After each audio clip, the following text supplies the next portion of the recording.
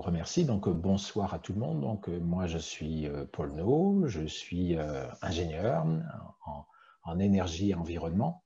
Donc, je suis le fondateur gérant d'un bureau d'études qui travaille sur la question d'impact sur l'environnement des énergies renouvelables et en particulier les énergies renouvelables électriques qui sont l'éolien et le solaire, le photovoltaïque. Donc, j'interviens dans ce domaine depuis un grand nombre d'années. Donc, c'est un petit peu mon expérience dont je vais vous faire part, parce que je pourrais vous raconter des anecdotes du siècle dernier, pas que du siècle présent.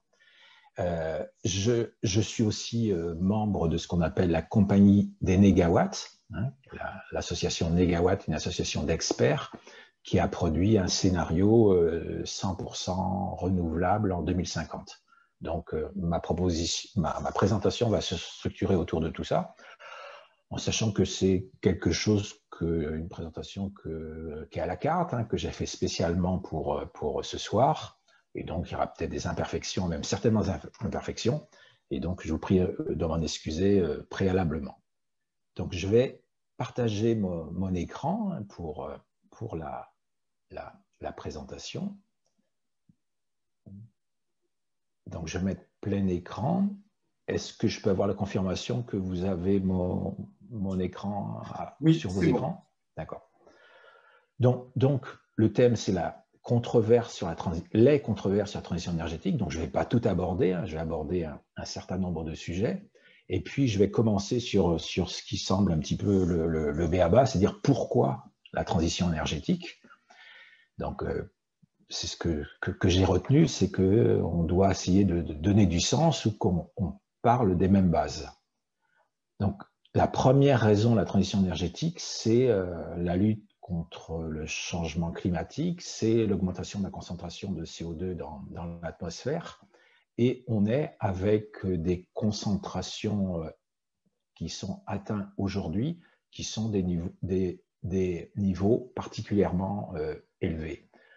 J'utilise cette illustration depuis un certain nombre d'années et on a cette référence de 350 parties par million de CO2 dans l'atmosphère qui était le seuil qui n'avait jamais été déposé avant ce qu'on appelle la période pré-industrielle.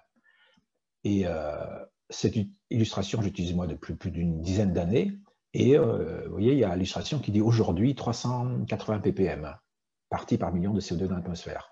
Aujourd'hui, ou avant-hier, ou hier, la concentration était de 420 ppm de CO2 dans l'atmosphère. Donc, on est dans une croissance, on est dans une phase dangereuse, on est dans une phase inquiétante pour cette augmentation de concentration de CO2 dans l'atmosphère, qui est la génératrice de l'échauffement de la planète. Après, donc, dans les différentes pièces du puzzle que je vais essayer de vous présenter ce soir, c'est globalement, on dit, ah ben oui, mais c'est pas nous, c'est la faute des Chinois, cette augmentation de concentration de CO2 dans l'atmosphère. C'est un petit peu plus compliqué que ça. Et donc, cette illustration présente la question. Vous avez à gauche le budget carbone. Donc, si on veut limiter le changement climatique, le réchauffement de la planète à seulement plus 1,5 degré, le budget carbone qu'on doit avoir chacun des 7 milliards d'habitants de la planète, c'est 2 tonnes de CO2, c'est donc un peu plus de 2,7 tonnes de CO2 par habitant et par an. La moyenne mondiale aujourd'hui, c'est plus de 5, donc c'est près de 5, c'est 2 fois trop. Et nous, l'empreinte carbone en France, mais hors territoire, parce que qui doit prendre en compte nos importations, ben on est à plus de 8. Donc, il nous faut diviser par 3 ou par 4 nos émissions de gaz à effet de serre pour répondre aux enjeux. Ça, c'est vraiment crucial, parce qu'autrement, c'est tout le débat transition énergétique. C'est pas nous, c'est la faute des Chinois ou la faute des pétroliers, des pays pétroliers ou autres. Autre élément, donc c'est la même chose, mais c'est présenté de manière un peu plus précise, et puis c'est pas, à chaque fois, il y a toujours des petites variations dans la présentation, mais on a, vous voyez, les émissions directes des ménages, les émissions de la production intérieure, hors exportation, l'émission associée aux importations, et puis l'émission associée aux importations pour consommation intermédiaire de la production. Nos usines, elles sont en Chine. Donc, il faut intégrer cette émission dans notre budget. Donc, si je reviens un tout petit peu en arrière, je vous ai parlé de 420 ppm de CO2 dans l'atmosphère aujourd'hui. En 2007, il y a une association qui s'est créée qui s'appelait 350.org en disant il ne faut pas dépasser 350. Et donc, vous voyez, 14 ans plus tard, on dépasse allègrement. Donc, on est vraiment dans une concentration, inégalée et dans une forme d'emballement. Et donc, c'est le pourquoi la transition énergétique. C'est tout ce qui est résumé ici. Et donc, il faut diviser par 4 nos émissions. Donc, c'est pas moins 40%, c'est divisé par 4. Donc, c'est pas une évolution, c'est une révolution. Et on peut rajouter que le pourquoi de la transition énergétique, c'est qu'il y a aussi d'autres raisons qui sont la chute de la biodiversité en particulier. Donc, il y a le besoin de cette transition énergétique. Donc, le comment la transition énergétique, donc il y a plusieurs solutions potentielles. Donc, je vais insister sur les solutions que nous, Négawatt, on promeut, mais que c'est une entrée en la matière, et puis après, ça permet d'ouvrir le débat. Donc, nous, du côté de Négawatt, et donc il n'y a pas que nous, il y en a d'autres, on table sur 3 moyens. Le premier moyen, c'est la sobriété énergétique. Donc, je vais y revenir. La sobriété, c'est lié à nos besoins. Quels sont nos besoins énergétiques essentiels? Le deuxième, c'est l'efficacité énergétique. Quand on utilise l'énergie, c'est utilisé de manière efficace. On va utiliser des appareils de chauffage efficaces. On va utiliser des appareils d'éclairage efficaces. Et puis, les besoins qui restent, on va les satisfaire avec les énergies renouvelables. C'est ça le principe de la sobriété énergétique. Et pour donner des éléments indicatifs sur ce qu'on a, sur cette nécessaire transition énergétique, si je suis sur des éléments plus terre à terre, c'est quelle est notre alimentation. Et on voit que l'alimentation, ça a un poids significatif, puisque entre un repas classique avec bœuf et puis un repas végétarien, on a un ratio de 1 à 10. Donc, on voit que le côté comportement, le côté sobriété est quelque chose d'essentiel. Donc, ça, c'est l'exemple pour l'alimentation. On a aussi, c'est formulé d'une autre manière, avec d'autres chiffres, mais comme je pourrais fournir ma présentation ultérieurement pour ceux qui voudront approfondir, mais on a la même chose avec d'autres approches, d'autres qui classent les gros consommateurs de viande, les consommateurs moyens, etc. Donc, il y a convergence et consensus scientifique pour dire que un des moyens de cette transition énergétique, au-delà ou pour mettre en œuvre la sobriété et l'efficacité, c'est regarder sur l'alimentation. L'autre, c'est le transport. Le transport, c'est un élément important, on se déplace, et lorsqu'on regarde la consommation de CO2 ou les émissions de CO2 par kilomètre parcouru, pour la voiture ou pour l'avion, on est à plus de 250 grammes de CO2 par équivalent par kilomètre. Tandis que quand on est dans le TGV ou quand on est dans le métro, dans les métros, on est à moins de 6 grammes. On est donc, vous voyez, avec des ratios entre les deux de 80. Des ratios qui sont fondamentalement très différents, d'où le besoin, ou c'est plutôt 40, d'où des besoins de faire attention. Là, c'est vraiment des choix individuels, c'est pas que des choix collectifs.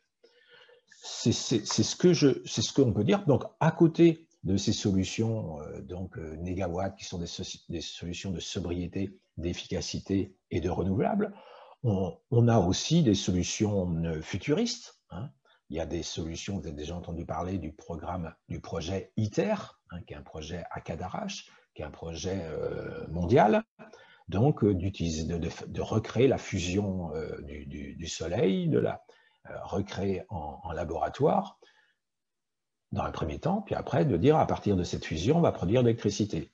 Et ça, c'est une solution qui... donc, il y a des personnes qui vont dire « Ah oui, mais ITER va nous sauver, quoi. » Et donc, il y a plein d'interrogations pratico-pratiques. On ne sait pas si c'est faisable, hein, techniquement, on ne sait pas. C'est l'objectif d'ITER.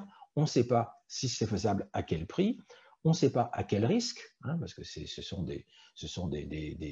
des installations complexes. Quels sont les déchets qui sont produits? Quand est-ce que ce sera disponible? Et puis en plus, c'est une production encore centralisée. Et si on regarde aussi les solutions plus générales par rapport au changement climatique, bah on a les solutions de géo-ingénierie où quelque part on va agir sur la surface des océans ou dans les océans, on va changer la composition des océans, on va balancer des choses dans l'atmosphère pour modifier le climat. Et là, on est on rentre dans un registre de jouer avec le feu qui va être vivement déconseillé. Et donc, au final, hein, la transition énergétique, c'est des petits gestes, hein, tout ce que j'ai parlé précédemment en ce qui concerne la consommation, nos nourritures et les déplacements, des petits gestes, mais aussi des grandes décisions. On a besoin de grandes décisions de l'État pour changer le système. Le troisième sujet, c'est la peur du changement. Donc, je n'ai pas de diapositive pour illustrer ça, mais j'ai quelques propos. Donc, quand on parle du NIMBY, hein, les initiales anglais, Not in my backyard, pas derrière chez moi. Donc, c'est la transition énergétique, oui, mais pas derrière chez moi. Donc, bon, on en reparlera, mais ça ne fait pas beaucoup avancer les choses. L'autre élément, c'est Not in my election year. Donc, pas dans mon année d'élection. Donc, il y a des choses, on dit, ah non, mais là on ne peut pas le faire parce que c'est une année électorale.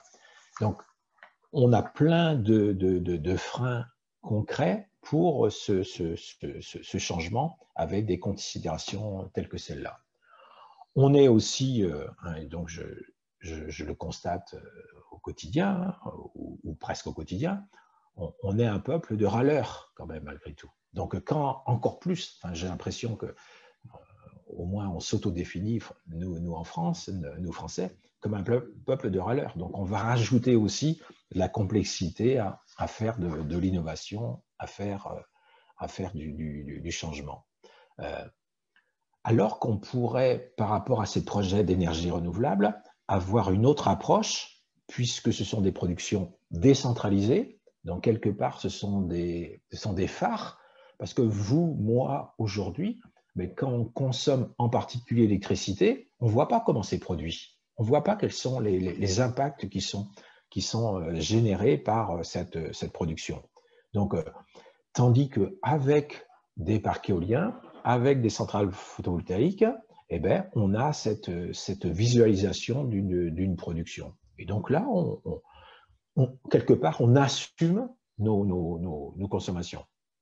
Pour vous donner des exemples de peur du changement, donc moi j'interviens dans l'éolien depuis longtemps, et ma première réunion publique relative à un projet éolien, c'était en 1997, dans l'Aude, et il y avait donc un projet qui était envisagé localement, et on m'avait demandé d'intervenir devant une petite assemblée. Et lors de cette réunion, il y a eu plein de questions, mais il y avait donc c'était des personnes qui venaient là parce qu'elles étaient inquiètes, dès en 1997 par un projet éolien. Et donc, moi, je me souviens une qui m'a marqué, c'est de dire, mais est-ce que les éoliennes vont perturber le climat local? C'était une zone viticole, mais est-ce que les éoliennes vont créer plus de gelée pour la vigne? Donc, on peut toujours dire que c'est des questions de bon sens, mais c'était des vignes qui étaient à 4-5 km. Donc, au départ, il y a la peur de l'inconnu. Aujourd'hui, théoriquement, il devrait y avoir moins la peur de l'inconnu, mais c'est toujours quelque chose que l'on fait, cette peur du changement, en disant pas derrière chez moi, pas dans mon électoral et ailleurs. Et puis, on le voit dans le pratico-pratique, quand il y a un projet, hein, quel qu'il soit un projet d'énergie renouvelable ou pas, on a la remarque de gens qui, nous on ne connaît pas qu'on arrive sur un territoire. Et on a des personnes qui objectivement sont contre tout, donc ils vont être contre le projet d'énergie renouvelable, qui sont contre le maire qui porte le projet, donc s'ils sont contre le maire, ils vont être contre le projet, ou qui sont pour d'autres énergies, et puis en plus, il peut y avoir des projets qui ne sont pas très bons, ou des projets mal concertés. Donc tout ça fait que le changement, c'est compliqué. L'autre sujet, hein, c'est globalement dans les controverses, c'est les fake news, hein, tout ce qui est mensonger. Donc je vais commencer par les fake news sur la sobriété, et puis après, ou développer le sujet de sobriété à travers ces fake news, puis après je parlerai des fake news sur les énergies renouvelables en général, et puis l'éolien en particulier. Ce que je pourrais dire, c'est qu'il pourrait ne pas y avoir de débat sur la sobriété. Hein. Philosophiquement, la sobriété, c'est quelque chose qui va, selon moi, avec le bien-être, avec l'équilibre avec la nature, équilibre avec soi-même. Et là, j'ai mis cette phrase d'Albert Jacquard qui dit « Ceux qui prêchent la croissance de la consommation, dans les pays où les besoins vitaux sont déjà plus que satisfaits, donc comme nous en France, dans les pays occidentaux, sont aussi néfastes que les dealers répandant leur drogue. » Donc, aujourd'hui, c'est plutôt les défenseurs de la sobriété qui sont montrés du doigt, mais ça devrait être l'inverse. Et quelque part, la sobriété, c'est conjuguer le verbe être au lieu de conjuguer le verbe avoir. Et on est dans un monde où on nous demande de conjuguer le verbe avoir. On a la puissance de la publicité. On est dans un monde qui n'est pas du tout sobre. Et je rappelle, pour ceux qui l'ont oublié ou qui ne le savent pas, c'est que le Club de Rome, dès 1972, avait alerté sur le fait qu'on ne pouvait pas croître dans un monde fini. Hein. Donc, ce n'est pas quelque chose de nouveau, c'est dès 1972, des intellectuels, des scientifiques alertaient sur cette problématique-là. Et quelque part, donc, la sobriété, s'il y a quelque chose à retenir, c'est quels sont nos besoins. Quels sont nos besoins vitaux, quels sont nos besoins essentiels, quels sont nos besoins indispensables, et d'un autre côté, quels sont les besoins inacceptables et nuisibles. Donc, que ce soit moi ou que ce soit Negawatt ou d'autres, ce n'est pas à moi de dire ce qui est utile, ce qui est futile, ce n'est pas à moi, quoi. Mais il y a quand même quelques exemples, et j'en cite qu'un seul. On avait il y a quelque temps une publicité en région parisienne qui invitait le Parisien à aller chaque week-end dans une capitale européenne différente en avion. Donc Venise un jour, Athènes un autre week-end, Séville, Budapest, Amsterdam. Et on voit que ce genre de besoins, ce n'est pas des besoins qui sont d'une part généralisables, et puis c'est certainement pas des besoins qui sont essentiels ou indispensables. Donc tout ce côté besoin, tout ce côté débat sur la sobriété, je dirais qu'il ne devrait pas se poser. On est dans un monde d'ivresse, on est dans un monde de sobriété, et un monde en équilibre, c'est un monde qui est sobre, et ça a été montré aussi qu'un monde qui est sobre, c'est un monde qui est égalitaire et qui est respectueux. On est plus égaux lorsqu'on est sobre que lorsqu'il y a des riches et des pauvres. Des éléments maintenant sur les fake news sur les énergies renouvelables. Hein. Donc, je vais développer quelques sujets, en particulier donc, sur l'éolien, hein, puisque c'est un peu plus mon métier. Donc, le premier, j'ai fait un peu... il y en a tellement, je pourrais dire. J'ai commencé sur éolienne, effet sur la santé. Donc là, vous voyez, c'est un chercheur de l'université de Sydney en Australie qui a fait une enquête, qui a fait un travail sur ce qu'on appelle le Wind Turbine Syndrome, donc soi-disant, on va dire, je le traduis, les syndromes liés aux éoliennes, et donc on voit que c'est quelque chose qui fait l'objet de publications scientifiques, avec, lui, a inventorié, là c'est indiqué, 216 maladies imaginaires inventé par des anti-éoliens en Australie. Donc c'est 216, donc c'est un inventaire il y a quelque temps. Donc il a fait une approche scientifique, il a fait une approche en disant mais que disent les opposants à l'éolien? Et il en a recensé plus de 200. Donc ça va être, ah oui, mais en Australie, les éoliennes vont réduire la qualité de la laine, hein, de la laine des moutons. Ça va créer des enfants qui vont mal dormir. Ça va créer des œufs de poules déformés. Et je vous dis 200 comme ça. Et le problème, quand il y a quelqu'un qui lance un sujet tel que celui-là, une fake news, ben, dire moi j'invente quelque chose, ça me prend 1 minute, et si je suis scientifique, si je veux répondre, ben, ça va me prendre éventuellement des heures, voire des jours pour y répondre. Donc il n'y a pas armes égales, et c'est quelque chose qui fait beaucoup d'auteurs, beaucoup de tort sur le principe, ben, c'est le principe de la rumeur. Hein. C'est le principe de la rumeur. Vous lancez une rumeur, eh ben donc il y a des gens qui vont dire ah oui, moi je suis pour l'éolien, mais j'ai entendu, je suis pour le solaire, mais ceci et cela. Et donc c'est pas un bilan avantage-inconvénient, c'est quelques personnes qui vont agir sur un argument. Dire, ah oui, je suis d'accord, mais si les éoliennes, ça crée des problèmes cardiaques, là, je suis contre. Donc, on est dans ce registre-là, en sachant qu'il ne faut pas être naïf. Hein. Le combat des anti-éoliens, il est, dans certains cas, assez dirigé. La première association anti-éolienne est née au Royaume-Uni et s'appelait The Country Guardian, les gardiens de la campagne, et qui était cofinancé par l'industrie du charbon et l'industrie du nucléaire. Donc, c'est entre guillemets de bonne guerre. Il y a le charbon, il y a le nucléaire qui veulent lutter contre les énergies renouvelables, qui créent des associations et qui répandent des rumeurs. Autre controverse que je vais dire un peu plus technique, mais qui est quand même importante, parce que on va dire que là, j'élève le niveau dans les arguments. L'argument, c'est dire ouais, les éoliennes, c'est intermittente, on ne peut pas compter là-dessus. Qu'est-ce qui se passe quand il n'y a pas de vent? On ne peut pas compter sur le solaire, parce que quand la nuit, on ne peut pas en compter. On ne peut pas tabler dessus.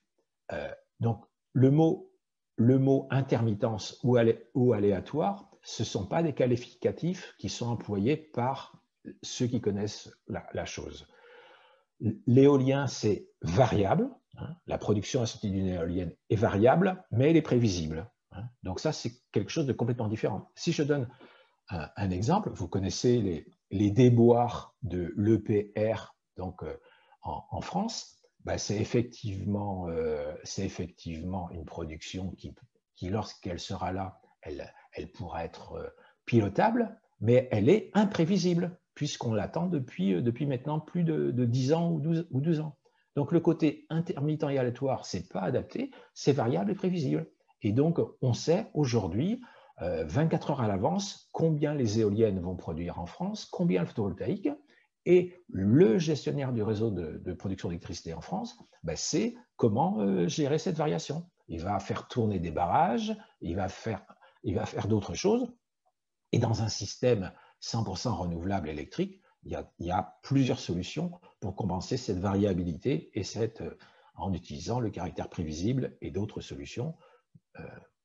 Pour donner une illustration, donc c'est une illustration ancienne, hein, mais pour montrer que ce caractère prévisible, on l'a depuis longtemps.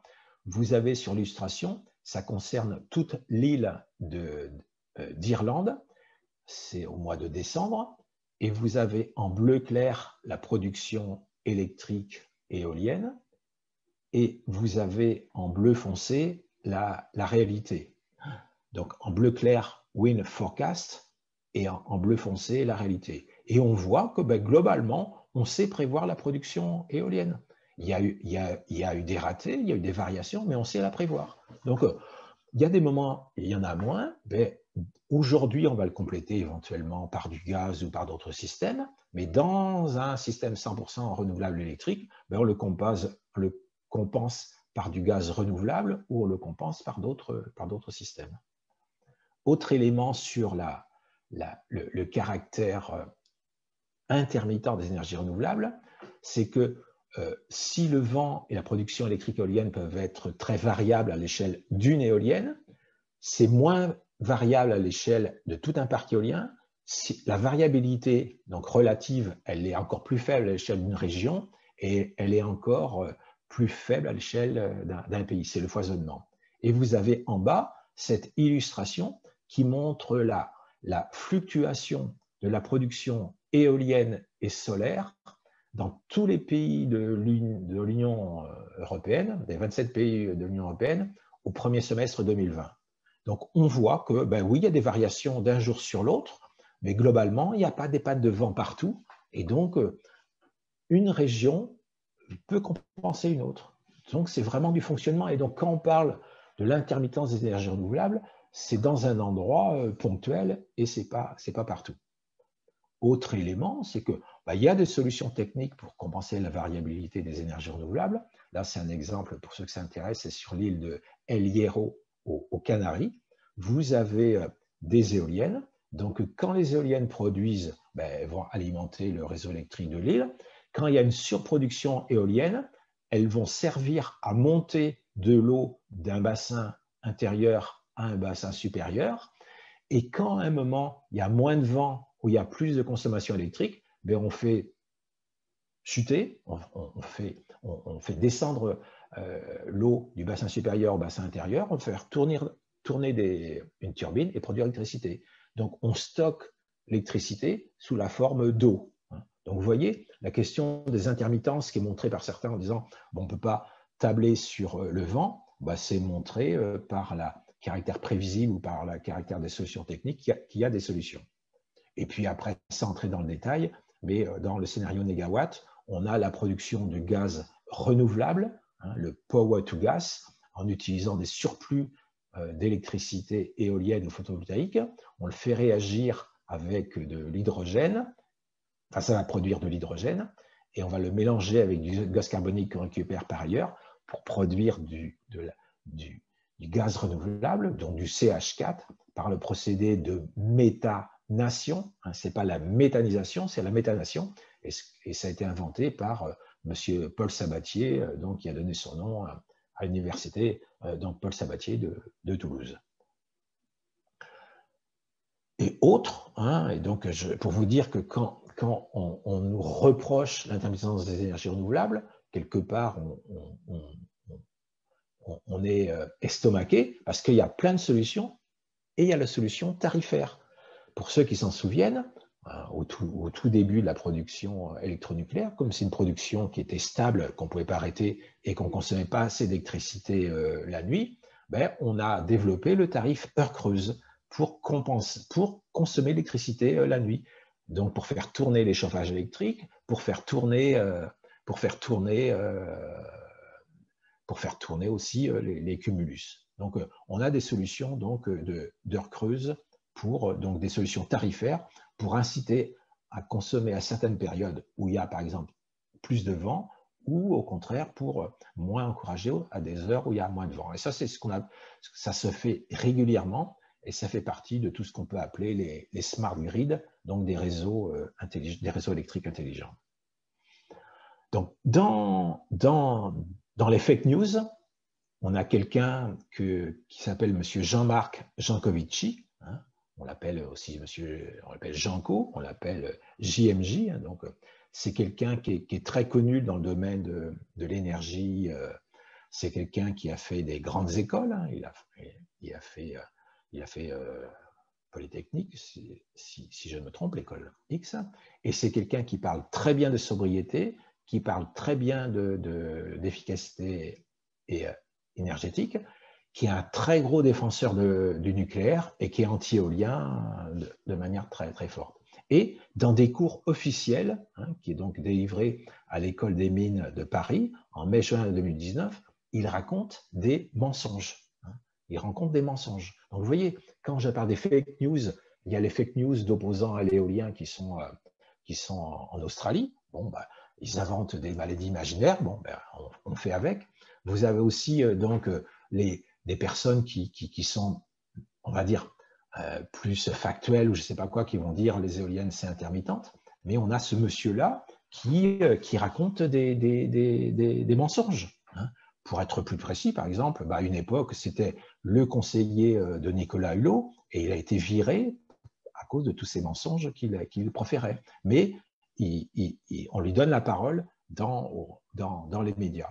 Donc vous voyez, sans entrer dans le détail, mais il montrerait à travers sa démonstration que l'éolien coûterait 10 à 20 fois plus cher, le nucléaire, l'éolien coûterait 10 à 20 fois plus cher que le nucléaire, alors que quand on demande à des économistes qui prennent tout en compte, c'est le contraire. Aujourd'hui, le nouveau nucléaire, vous avez entendu parler de l'EPR en France ou au Royaume-Uni, il coûte 2 fois plus cher que l'éolien offshore.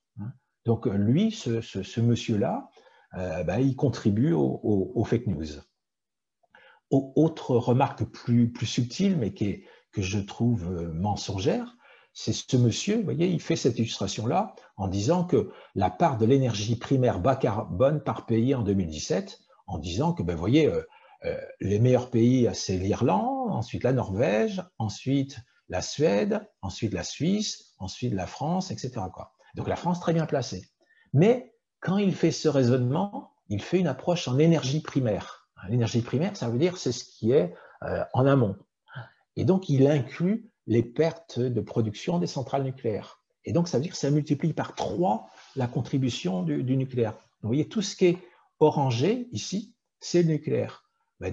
Comme il multiplie par 3, vous voyez, tout ceci, ça s'effondre, et la France est un pays qui n'est pas très bon en énergie primaire en général, parce que ce monsieur triche, ce monsieur compare des choses qui ne sont pas comparables, parce que ce qui intéresse nous, ce n'est pas l'énergie primaire, c'est l'énergie qui est délivrée, et que si dans une approche, vous considérez que les pertes, tout ce qui finit dans les rivières, dans les fleuves, dans l'atmosphère et dans les mers, c'est des énergies décarbonées, alors que c'est complètement des pertes, le raisonnement est faussé. Donc vous voyez, on a du mal à avoir des débats qui sont sereins.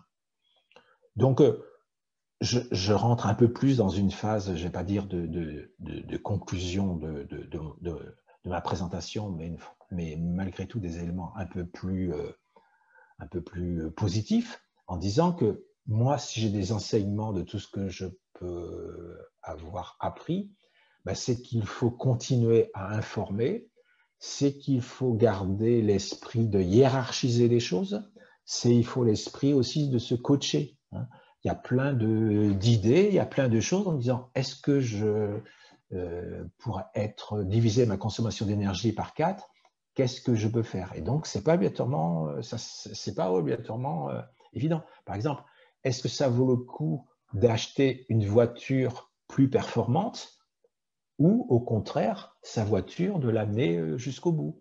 Est-ce que c'est plus intéressant d'avoir un appareil électroménager, mais de l'amener jusqu'au bout, ou de changer au bout de 5-6 ans avec un appareil électroménager qui va être plus performant? Il y a plein de choses qui se posent comme ça.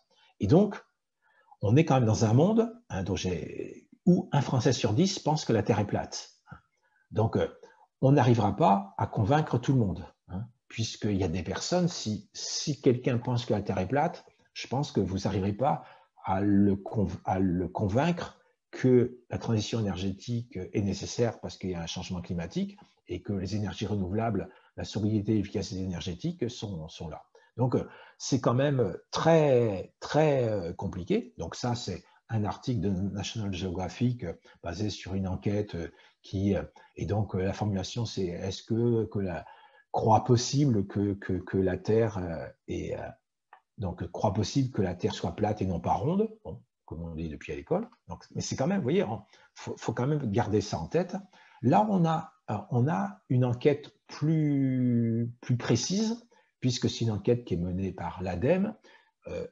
L'année, vous voyez, c'est octobre 2019, et la question, c'est de ces trois opinions, laquelle se rapproche la plus de la vôtre? Et donc, la première, c'est les désordres du climat sont causés par l'effet de serre, le réchauffement climatique. Donc, on voit que 58% des Français en 2019 le pensent. Et donc, c'est quelque chose qui est une tendance forte. Mais vous avez quand même 40% des personnes qui pensent que les désordres du climat sont des phénomènes naturels, comme il y a toujours eu, où personne ne peut dire avec certitude les vraies raisons du désordre du climat. Donc, on est quand même dans un monde où une partie des personnes ne pense pas qu'il y ait un changement climatique, ne pense pas qu'il y ait un besoin d'agir. Et donc, si des personnes ne sont pas croyantes ou ne croient pas dans ce changement climatique, comment vont-ils agir? Donc, un élément, c'est vraiment d'informer, hein, de hiérarchiser, de coacher, et puis quelque part d'apprendre par cœur. Hein. Vous voyez, nous, chaque Français, nous émettons environ 12 tonnes de CO2 par an. Il y en a 20%, c'est l'alimentation. Donc on voit que c'est un poste sur lequel, je vous rappelle, on doit diviser par 4. Donc c'est évident qu'on doit changer des choses dans notre alimentation. Les biens de consommation, c'est un peu plus de 20%. Donc là aussi, on va faire quelque chose. L'autre 20% aussi, c'est le logement. Donc on sait que c'est un poste qui est important dans lequel on doit agir pour... Ce que je vous dis, à chaque fois, c'est divisé par 4. Hein. Si je me dis, moi, dans mon logement, je dois diviser ma consommation d'énergie par 4, c'est diviser mes émissions de CO2 par 4, donc quelque part, ça va être divisé par 4 ma consommation d'énergie, c'est extrêmement conséquent. Le transport aussi, vous voyez, c'est 24%. Vous voyez, si on résume, l'alimentation, c'est 19%, les biens de consommation, 22%, le logement, c'est aussi 22%, le transport, c'est 24%. Donc, vous voyez, il y a plein de domaines dans lesquels on doit intervenir. Et puis, il y a tous les services extérieurs, services publics, services santé qui contribuent à hauteur de 12%. Donc, vous voyez, quelque part, on doit avoir en tête ces ordres de grandeur, les choses que l'on doit faire, donc s'informer, de hiérarchiser. Hein, il y a des choses qui sont importantes à agir et puis se faire coacher. Parce que ce qui est important, hein, c'est ce qu'il faut dire et répéter, hein, c'est que chaque décision compte. Hein, c'est quelque chose qui a été dit et répété, hein, en particulier par les climatologues du GIEC. Hein, c'est chaque décision compte. Donc chaque décision, sous-entendu, c'était quand même chaque décision de l'État, chaque décision de nos gouvernants. Chaque année compte, hein, puisque le changement climatique, c'est du CO2 qui se remplit dans l'atmosphère. Donc si on tarde, l'atmosphère est plus remplie de CO2, et donc tout ce qu'on ne fait pas maintenant, il faudra le faire de manière encore plus renforcée dans les années à venir. Et puis au final, chaque demi-degré compte, hein, puisqu'on sait que si la différence entre un monde qui est réchauffé de plus 1,5 degré et un monde qui est réchauffé à plus de 2 degrés, eh ben, la différence, elle est énorme. C'est des inondations, c'est des catastrophes climatiques, c'est plein de choses. Donc, garder en tête, c'est d'une part ne pas attendre que tout vienne d'en haut, c'est d'agir à tous les niveaux. Et quelque part, hein, en la matière, moi, je dirais qu'il y a quelque chose qui est important, c'est l'exemplarité. Hein. Alors, je vais revenir parce un tout petit peu sur ça pour dire qu'on est quand même dans des choses qui ont changé avec la crise du Covid. Hein. Donc, c'est en même moment ou pas, mais quand on voit les changements qu'il y a eu, donc je vais retenir des changements positifs, hein, mais on voit que, par exemple, le développement du vélo a été très fort, hein, quand on regarde l'évolution autour de nous. Hein. Moi, j'ai l'impression que l'utilisation du vélo s'est développée de manière très forte. Et là, c'est quelque chose qui est fait, je dirais, sur une base volontaire. Hein. Les 2 roues électriques, ils sont aussi pour quelque chose, puisqu'il y a des personnes qui peuvent dire, j'ai pas l'énergie pour faire ces déplacements à vélo avec ma force musculaire, mais avec un vélo électrique, pourquoi pas? On a aussi maintenant un autre regard sur l'aviation, hein, sur l'avion. Il y a des pays où monter dans un avion, utiliser l'avion, c'est montrer du doigt et c'est hors norme, hein, parce que c'est quelque chose qui va être particulièrement polluant. Donc on a des changements c'est des changements parce qu'il y a des outils. Hein, il y a l'outil deux roues électriques. Il y a aussi quelque part l'outil piste cyclable. Hein, et puis c'est l'outil aussi alternative à l'avion. Mais quand on regarde, il y a des changements conséquents qui sont produits, on va dire, ces dernières années. Et donc, le côté que je vais promouvoir, hein, c'est le côté exemplarité, avec quelque chose à retenir. Tout à l'heure, je vous ai dit, il y a 10% des personnes qui pensent que la Terre est plate. Donc, eux, on les changera pas. Par contre, ce qu'on constate dans beaucoup de sociétés, c'est qu'il y a quelque part, je ne vais pas appeler ça des leaders d'opinion, mais des personnes qui vont être l'exemple. Hein. Et si la mode, c'est le 4x4, les personnes vont utiliser des 4x4. Si la mode, c'est un toit photovoltaïque, les personnes vont utiliser un toit photovoltaïque. Si la mode, c'est le vélo électrique, les autres personnes vont le faire. Donc, il y a ce côté mode social qui est importante. Et des sociologues ont montré que, quelque part, si 20% de la population change, le reste change quelque part dans la foulée. Donc, rien n'est perdu. Hein, il n'y a pas besoin de dire on va aller rencontrer les platistes, hein, ceux qui croient que la Terre est plate, pour pour faire changer le monde. Et donc, il y a de l'espoir malgré tout. Et donc, ce que je peux terminer par ces diapositives en disant que parmi toutes les choses qui sont dans le comportement, hein, on a le mégawatt, on a une démarche, hein, sobriété, efficacité renouvelable. On a fait aussi un scénario qui montre qu'une France 100% renouvelable en 2050 est possible, et pas qu'une France 100% renouvelable électrique. Et puis, on a toutes les actions individuelles, directement ou indirectement, qui sont présentées ici. Et donc, c'est moi qui l'ai fait, donc je fais la publicité à quelques structures ou pas, mais c'est les AMAP, c'est l'autopartage, c'est les vendeurs d'électricité renouvelable, c'est des défis comme les familles énergie positive, ce sont les espaces info-énergie pour donc recevoir des conseils indépendants, c'est de l'épargne vers l'énergie, c'est l'éventail au lieu de la climatisation, c'est le vélo, c'est le train, ce sont les étiquettes énergie. Donc, il y a à faire. Et le message, donc, si je peux le répéter, il y a urgence, hein, il y a urgence climatique. Hein, on est avec le besoin d'agir et de réagir, parce qu'on est dans un monde qui n'est pas sobre, mais dans un monde qui est ivre. Hein, donc, il faut arrêter cette drogue, mais on a les moyens, on sait comment faire. Hein, ça prend du temps, parce que si l'idée c'est d'acheter son électricité auprès d'un producteur d'énergie renouvelable, ça se fait en quelques minutes. Par contre, si c'est développer un réseau ferroviaire ou développer des transports en commun, ça prend plus de temps. Si c'est pour rénover le parc de logement, ça prend plus de temps. Donc, il y a des choses qui peuvent se faire rapidement, puis des choses qui demandent 30 ans ou plus. Globalement, vous voyez, c'est ce que je voulais présenter. Donc, j'ai consacré que 3/4 d'heure, mais surtout ce que je voulais présenter, c'était ça, parce que je voulais pas rentrer dans tous les détails et puis que je savais pas non plus quels étaient toutes vos intérêts. Donc, ce que je vous propose, c'est de répondre à vos questions, petites ou grandes. Puis, ça sera peut-être l'occasion pour moi de me dire, tiens, j'ai oublié de parler de ça.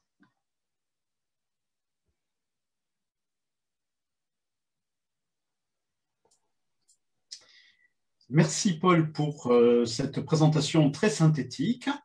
Alors, nous allons donc ouvrir la partie des questions. En fait, on avait prévu un petit peu une partie débat et discussion plus importante que d'habitude par rapport à cela. Alors, nous avons deux publics pour cette conférence. Nous avons quelques personnes qui sont directement avec toi du côté de Zoom, donc ils pourront poser directement des questions s'ils le veulent. Donc, il leur suffit à ce moment-là de rallumer leur micro. Je pense qu'ils savent où est le bouton. Voilà. Sinon, pour l'ensemble des personnes, en fait, la plupart des personnes qui regardent cette vidéoconférence donc sur Facebook, qui sont en direct, vous pouvez poser les questions du côté du chat. Voilà, nous les relayerons pour que Monsieur No puisse vous répondre. Voilà. Donc, en avant, chers amis, pour les questions. Voilà.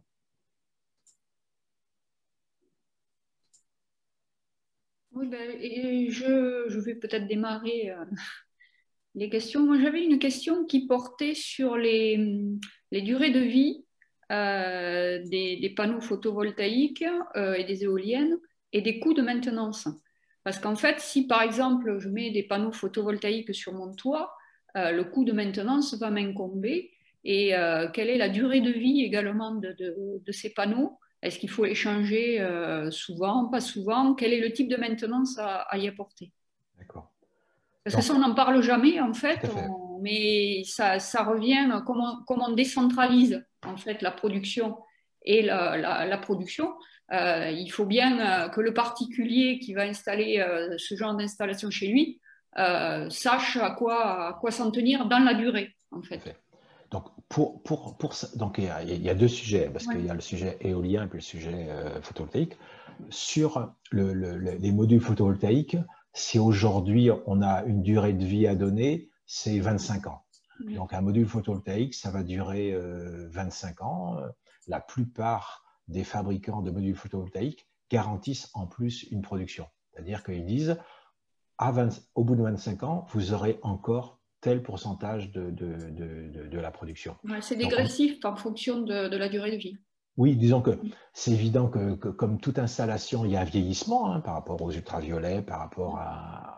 C'est quand même des installations qui sont soumises aux aléas météorologiques, quoi. Donc, il y a un vieillissement, mais c'est quand même une durée de vie quand même très conséquente, parce que si on dit 25 ans, c'est quelque part, on va dire, le minimum bas, et ça veut dire que c'est une génération humaine. Si on dit qu'une génération humaine, c'est une trentaine d'années, on est dans ce registre-là. Donc, c'est beaucoup, parce que quand vous voyez votre téléphone, c'est pas 25 ans, quand vous voyez plein d'autres choses. Donc, on est avec des engins qui durent longtemps. Et s'il y a un avantage pour module photovoltaïque, c'est que la seule chose à faire, c'est le nettoyage des surfaces extérieures. Il n'y a pas une maintenance particulière. Par contre, ce qu'il faut, si vous avez ça, c'est quelque part avoir un minimum de surveillance de la production en surveillant votre compteur pour savoir si la production baisse. Et donc, si la production baissait, ben là, chercher à comprendre est-ce qu'il y a un module qui est abîmé ou autre chose. Mais sur le photovoltaïque, la maintenance est extrêmement, extrêmement réduite. Donc, sur la durée de vie des éoliennes, on va dire qu'il y a plusieurs durées de vie des éoliennes, parce qu'il y a durée de vie économique, il y a durée de vie technique. Et si je donne une moyenne, une éolienne, aujourd'hui, c'est environ 20 ans. Une éolienne, ça va durer environ 20 ans, en sachant qu'on est dans un contexte assez particulier, parce que les premières générations d'éoliennes sont remplacées par des générations d'aujourd'hui qui sont plus performantes, qui sont plus grandes, qui sont plus puissantes. Donc, dans les grands parcs d'éoliennes, même si l'éolienne n'est pas encore vieille, n'est pas encore obsolète, elle peut être remplacée par une éolienne beaucoup plus performante. Donc, dans ces cas-là, il y a une durée de vie technique qui peut être de 20 ans ou 25 ans. Moi, je connais des endroits où ils travaillent pour que l'éolienne dure plus de 20 ans et donc jusqu'à 25 ans. Et puis, il y a la durée de vie économique où l'éolienne a été amortie en 15 ans ou quelque chose comme ça. Et là, ça va être remplacé par une éolienne plus performante parce que c'est la technologie d'aujourd'hui. D'accord ? Eh bien, merci. Je laisse la parole aux autres. J'ai une question, si vous permettez, sur le bilan carbone au niveau mondial. D'abord, merci pour votre plaidoyer sur la sobriété, puisque c'est évidemment l'essentiel. J'ai retenu de votre présentation que vous disiez que si on veut tenir les objectifs, il faudra en gros que la moyenne de l'humanité baisse sa consommation de rapport 2. Et puis, si je regarde ce que vous avez cité à la fin, quels sont les facteurs qui contribuent? C'est l'alimentation. L'alimentation, si on double la population mondiale, on va doubler les besoins en alimentation. Les biens de consommation, on peut dire que si c'est aussi proportionnel à la population, pareil pour le logement et le chauffage, pareil pour le transport. Si maintenant on constate que la population mondiale a doublé en 30 ans et quadruplé en 100 ans, ce qu'on se dit, c'est que si on se donne des objectifs de réduire d'un rapport 2, et que dans le même temps, la population de la Terre a doublé, on n'aura rien changé. Donc, qu'est-ce qu'il faut faire? Baisser d'autant plus que la population croît, comment ça se passe? Quelles sont vos idées là-dessus? Tout à fait. Donc, déjà, il y a plusieurs choses. Et la première réponse, c'est que le sujet démographique, c'est un sujet très sensible, donc ça, c'est le premier élément de réponse. Alors, vous avez posé une question mondiale. Moi, je vais répondre sur juste une question. J'ai commencé par répondre sur le débat français. Juste pour dire que nous, par exemple, dans le travail qu'on fait Négawatt, on tient compte des prospectives de l'INSEE pour la population en 2050. Donc, on l'intègre. Et c'est vrai qu'en France, en 2050, il n'y aura pas doublement de la population. Donc, ça c'est quelque chose de certain. Ce qu'on peut dire en ayant un discours positif, c'est que nous, on est passé par une étape d'ébriété, mais on est en train de mettre au point des outils, des engins qui sont efficaces. Donc, les générations qui arrivent ou d'autres pays qui se développent vont avoir des outils performants. Donc, ils vont pas être autant gaspilleurs que nous. Donc, c'est en termes technologiques. Après, moi, je ne connais pas par cœur les prévisions mondiales de la croissance de la population, mais je ne crois pas que les scénarios officiels parlent d'un doublement de la population. J'en suis pas certain. Je pense que c'est moins. Pour donner un autre exemple aussi, parce que pour ça je vous disais que c'est un sujet sensible, mais vous avez une association américaine qui s'appelle DRAWN, donc je suis désolé pour l'accent, mais c'est D-R-A-W-N, puis après DAWN, D-O-W-N, qui a fait un travail de quantification au niveau planétaire des moyens pour réduire les émissions de gaz à effet de serre, dans le sens que DRAWN, c'est le basculement, comment on bascule d'un système, on va dire, justement ivre, à un système qui est sobre. Et eux, ils disent un certain nombre de choses. Ils disent que le premier moyen, c'est d'agir sur les gaz réfrigérants, parce que là, je vous ai parlé de CO2, mais il y a d'autres gaz qui sont très mauvais pour la couche atmosphérique. Après, ils citent l'éolien comme étant un moyen important. Après, ils citent l'alimentation, qui est un moyen essentiel. Et puis, ils citent aussi l'éducation, parce que toutes les questions démographiques, elles sont intimement liées à l'éducation dans un certain nombre de pays, et l'éducation, le planning familial, et ça sont des moyens je n'ai pas employé le terme, de contrôler la démographie, mais c'est d'avoir une démographie qui soit adaptée. Donc, quand on regarde tout ça, moi, à ma connaissance, on ne double pas le niveau de la population mondiale. Et puis, ce n'est pas divisé par 2 nos consommations, c'est divisé par 4. Donc, le delta est celui-là. Mais c'est vrai que c'est un gros challenge. Mais je vous dis, pour le reformuler, si aujourd'hui on a des éclairages qui sont des éclairages, si nous en France, par exemple, on a un mélange d'éclairage performant et d'éclairage pas performant, si un pays est en train de s'industrialiser, il peut directement utiliser des systèmes performants. Et donc aller directement dans un monde, on va dire, efficace. Donc, oui, moi, c'est ce que je peux dire là-dessus. Le logement aussi, les nouveaux logements, ce sont des logements qui sont plus efficaces. Mais c'est vrai que c'est un challenge énorme. Un challenge énorme. Merci. Je vois qu'il y a des questions donc je peux peut-être y répondre. excuse-moi Paul, pense à bien lire les questions qui sont passées sur le chat de Facebook, puisque il n'y a que toi là qui peux les voir. Voilà. D'accord, c'est sinon, les gens ne comprendront peut-être pas la réponse, enfin en tout cas la question immédiatement. D'accord. Donc il y a une question qui dit, est-ce que les pieds en béton des éoliennes terrestres peuvent être réutilisés en remplaçant dessus une nouvelle éolienne après la durée de vie de la première? Donc, pour résumer, il y a une éolienne. L'éolienne arrive à sa fin de vie. Est-ce qu'on peut réutiliser la fondation? Donc, la réponse, c'est non. La réponse, c'est non pour deux raisons. La première, c'est que d'une part, la nouvelle éolienne sera plus grande, elle sera plus puissante. Donc, on ne peut pas avoir les mêmes dimensions des fondations.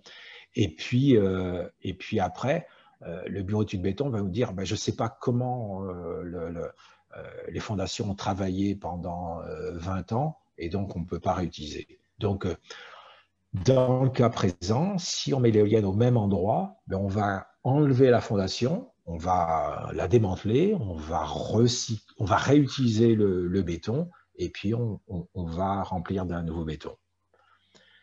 Et donc, il y a la deuxième question que j'ai à l'écran, c'est avez-vous des informations sur les possibilités de production d'électricité par procédé osmotique entre l'eau salée marine et l'eau douce? Et donc, ma réponse est simple, non. Je suis désolé, je n'ai pas l'information. Donc, c'est quelque chose que je ne connais pas, donc je n'ai pas la réponse là-dessus. Tout à l'heure, on avait interpellé sur les autres solutions marines. Donc, je peux, si je veux rebondir sur cette question-là, en ce qui concerne les énergies marines renouvelables, il y a plusieurs énergies marines renouvelables.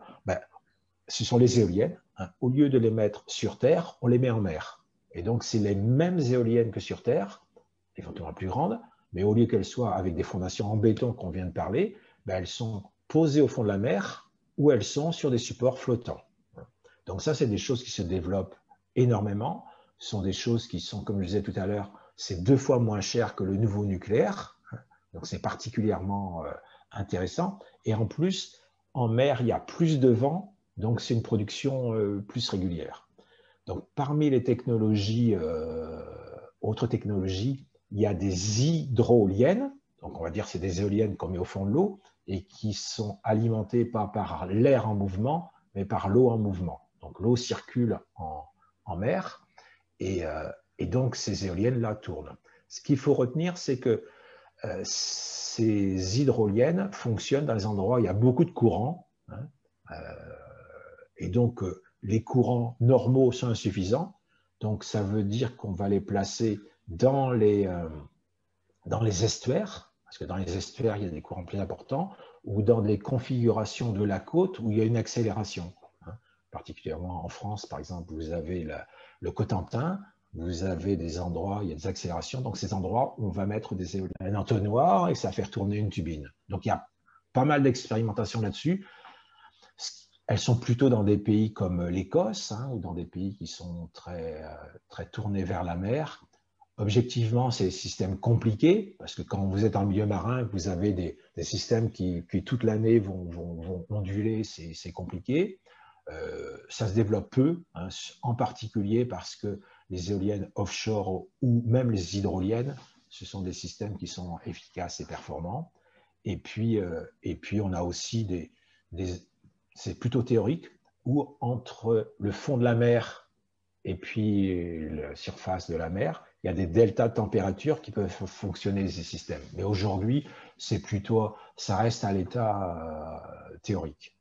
Et donc, si je continue sur la mer, il y a encore une possibilité c'est pour le stockage. Tout à l'heure, je vous ai montré le stockage sur l'île de El Hierro. Il prenait de l'eau en bas et puis le montait en haut, puis il faisait tourner, donc comme les Shadocks, là, ça produit l'électricité.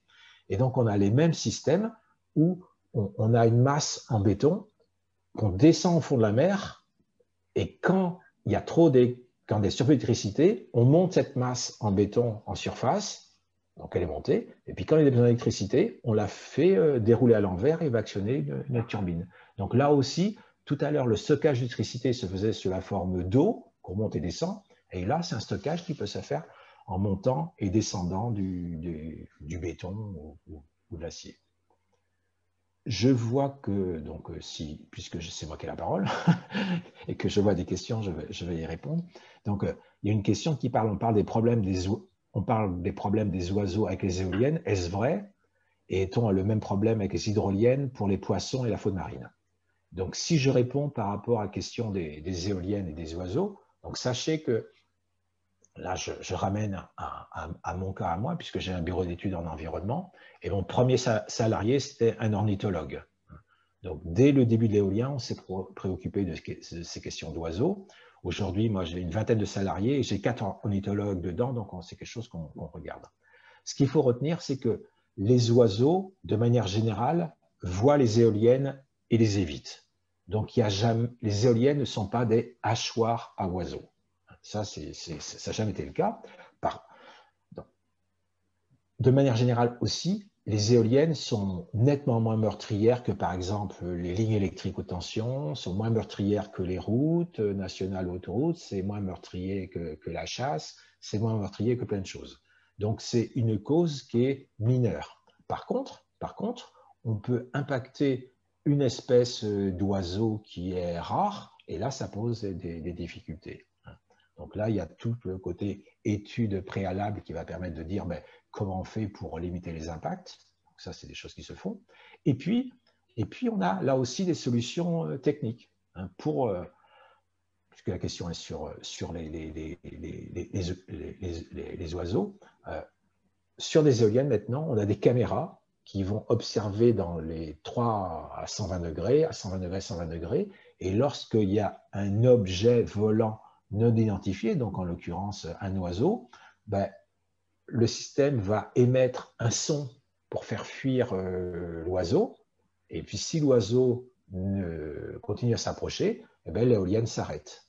Donc ça veut dire qu'on va faire choisir un site donc loin des zones à intérêt pour les oiseaux, mais on a aussi des solutions techniques pour limiter les impacts des éoliennes, quoi. Et en ce qui concerne les hydroliennes pour les impacts sur les poissons et les faunes marines, oui, il y a des impacts, mais c'est quelque chose que je connais moins. Mais vous avez, comme partout, des solutions où vous pouvez avoir l'équivalent d'un gros filet en amont de l'hydrolienne pour empêcher que certains poissons passent, quoi. Donc, si je continue sur les questions, comment lutter contre l'obsolescence programmée? Donc, comme il y a plusieurs questions, je vais lire là. Lutter contre l'obsolescence programmée, je pense que ça s'est déjà fait, c'est des textes de loi. On dit que l'Union européenne produit des textes de loi pour tout et pour rien, mais c'est grâce à ça qu'on a des immenses progrès sur, par exemple, les appareils électroménagers. On a des appareils électroménagers qui sont maintenant peu gourmands en électricité et peu gourmands en eau parce qu'on a des normes. Donc l'obsolescence programmée, ça c'est le registre de l'État. Quelles organisations de transport en commun sont mises en place pour favoriser ce choix? Donc ça je n'ai pas une réponse à ça, mais c'est évident que les transports en commun, c'est complètement du registre de nos élus. Quelle politique agricole? C'est évident que les politiques agricoles sont déterminantes et aujourd'hui, la tendance n'est pas à avoir des politiques agricoles particulièrement vertueuses, mais par contre, il y a plein d'expérimentations qui se font, il y a plein de choses qui se font localement qui montrent qu'on peut avoir d'autres politiques agricoles que ce qui se fait actuellement. Y a-t-il un réel investissement des États dans les énergies renouvelables? Donc, on a des choses très différentes selon les États. Donc, si je regarde en matière de production d'électricité renouvelable, donc, ce dont on a déjà commencé à parler par rapport à l'éolien et le photovoltaïque, qui sont les deux énergies renouvelables modernes, le pays qui est leader au monde en matière de part d'électricité éolienne, c'est le Danemark. Depuis toujours, le Danemark a visé. Et aujourd'hui, il y a 50% d'électricité qui est d'origine éolienne et ils ambitionnent encore plus. Donc, il y a des États qui ont investi, qui ont créé des filières industrielles. Vous avez le pays en Europe où la part d'électricité éolienne terrestre est la plus élevée, c'est l'Irlande. y a plus de 30% de la pollution, c'est 35 ou 37% de l'électricité consommée en Irlande l'an dernier qui était d'origine éolienne. Donc c'est beaucoup, c'est beaucoup. Après, on a l'Allemagne, après, on a l'Espagne, on a le Portugal. Là, le mois dernier ou le mois avant-dernier, il y avait plus de 100% de la production d'électricité au Portugal qui était d'origine renouvelable, parce qu'ils ont de l'éolien, ils ont de l'hydroélectricité, ils ont un peu de solaire. Donc, on a régulièrement des pays qui sont 100% d'électricité renouvelable. Le Danemark, il y a régulièrement des jours où il y a plus de 100% d'électricité renouvelable. Donc, vous semblez dire que c'est à chaque citoyen d'impulser des efforts, mais je ne suis pas convaincu que cela a une grande efficacité si aucune décision politique n'est impulsée à l'échelle mondiale. On est tous dans le même bateau, hein, on est tous dans le même Titanic, hein, on est tous sur la même terre, et on doit tous agir. Si on attend dire que c'est aux Chinois de faire les efforts parce que c'est eux qui produisent, ben on n'avancera pas. Si on attend que ce soit nos gouvernements qui changent la politique, ben on va attendre tous les 5 ans, et puis quelque part, tous les 5 ans, on est quand même déçu. Donc c'est à tous les niveaux, hein. C'est au niveau individuel, c'est le premier, c'est au niveau familial, c'est au niveau de l'entreprise, c'est au niveau de la collectivité, de la communauté de communes, c'est à tous les niveaux. Et donc, on a des choses à faire à tous les niveaux. Si on le voit aussi, rien que nos gouvernants changent lorsqu'il y a une pression populaire, puis lorsque c'est faisable. Et aujourd'hui, c'est faisable. Et donc, des fois, il faut simplement le faire savoir. Une question, si on parle de nouvelles éoliennes à pales verticales, quels intérêts ont-elles sur les éoliennes classiques? Donc, j'ai une maquette d'éolienne, je ne sais pas si vous la verrez bien, mais bon, vous la voyez un tout petit peu. Donc ça, c'est une éolienne donc avec, c'est ce qu'on connaît, donc avec des éoliennes qui tournent comme ça. Et il y a d'autres où c'est un axe vertical. Aujourd'hui, s'il y a des éoliennes axe vertical et pas axe horizontal, c'est plutôt des petites éoliennes, hein, parce que les grandes éoliennes, ça s'est fait à une époque, ça ne se fait plus. Et donc, il peut y avoir quelques avantages, mais tout ce qui est éolienne domestique à pales verticales, la première chose que je vous dirais, c'est méfiance. Et la deuxième chose que je vous dirais, c'est méfiance. La troisième chose que je vous dirais, c'est méfiance. Parce que ce sont pour simplifier, ce sont des machines qui n'ont pas toujours fait leurs preuves. Ce sont des machines qui sont implantées dans des zones où il n'y a pas de vent. Hein.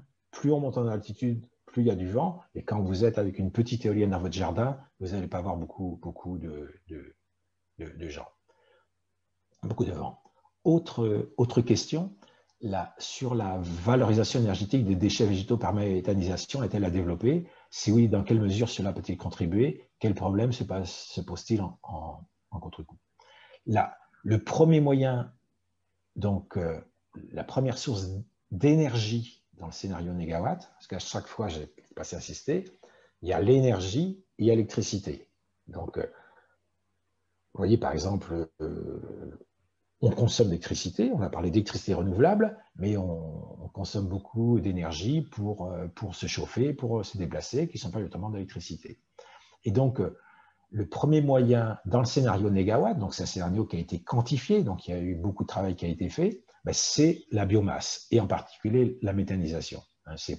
L'éolien vient égalité, le solaire n'est pas loin, mais c'est la méthanisation. Et donc, il y a beaucoup de choses, il y a un potentiel très important, et puis comme il est indiqué, c'est la valorisation de déchets.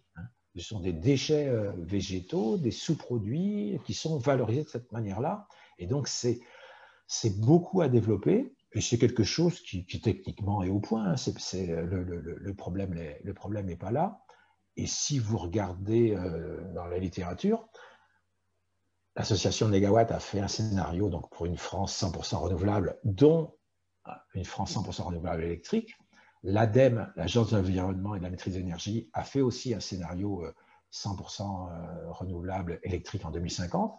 Et de la même manière, GRDF et GRT Gaz ont fait un scénario 100% renouvelable, gaz renouvelable en 2050. On peut faire du gaz renouvelable. Et c'est tout l'intérêt de cette production par méthanisation, c'est qu'on produit un gaz qui est stockable. Parce que le gros inconvénient de l'éolien, de l'électricité éolienne et de l'électricité photovoltaïque, et je dirais même de l'électricité en général, nucléaire aussi, c'est que ce n'est pas stockable.